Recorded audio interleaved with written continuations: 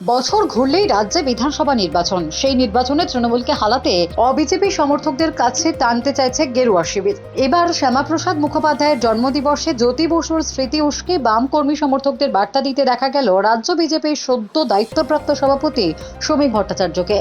পশ্চিমবঙ্গকে ভারতের অঙ্গরাজ্য হিসেবে অন্তর্ভুক্ত করার ক্ষেত্রে শ্যামাপ্রসাদ মুখোপাধ্যায়ের প্রস্তাবে জ্যোতি বসুর সমর্থনে কথা তুলে ধরলেন বিজেপির রাজ্য সভাপতি। শ্যামাপ্রসাদের জন্মদিনে জ্যোতি বসুকে শ্রদ্ধা জানানোর বার্তা দিলেন।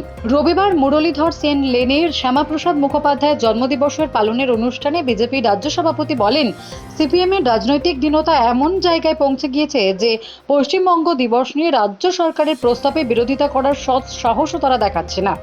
যদি জ্যোতি বসুর প্রতি শ্রদ্ধা জানাতে হয়, জ্যোতি বসুর এখনো যারা অনুগামী আছেন, যারা জ্যোতি বসুকে লিডার অফ লিডার্স বলে মনে করেন, জ্যোতি বসুর যে দূরদৃষ্টি, 20শে জুনের সেই ভোটদানের কথাকে স্মরণ করুন, তাকেও শ্রদ্ধা জানান।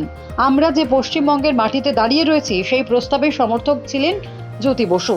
অন্তত এই বিষয়ে কারোর কোনো দ্বিমত থাকার কারণ নেই। প্রসঙ্গত 1947 সালে 20শে জুন বঙ্গীয় আইন পরিষদে অবিভক্ত বাংলার প্রাদেশিক আইনসভা অখণ্ড বাংলা ভাগের বিষয়টি উত্থাপিত হয়। বাংলা ভাগের পক্ষে বড় অংশের ভোট পড়ে। শ্যামাপ্রসাদের উদ্যোগে এই প্রস্তাবে বাংলা ভাগের পক্ষে ভোট দেন জ্যোতি বসু। বিভক্ত হয় বাংলা। এই ভোটাভুটির ফলেই পশ্চিমবঙ্গ ভারতের অংশ হয় আর পূর্ববঙ্গ তৎকালীন পাকিস্তানের সঙ্গে যুক্ত হয়। তারা যে অবিজেপি ভোটারদেরও সমর্থন চাইছেন এর আগে বুঝিয়ে দিয়েছেন বিজেপির নতুন রাজ্য সভাপতি।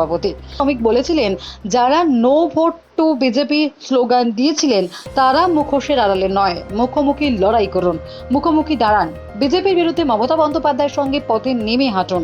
তাদের যারা অনুগামী রয়েছেন তাদের বলছি, ভোট কেটে চতুর্থবারের জন্য তৃণমূলকে ক্ষমতায় আনবেন না, তাহলে এই পশ্চিমবঙ্গ আর পশ্চিমবঙ্গ থাকবে না। Bureau report, D Bangla news.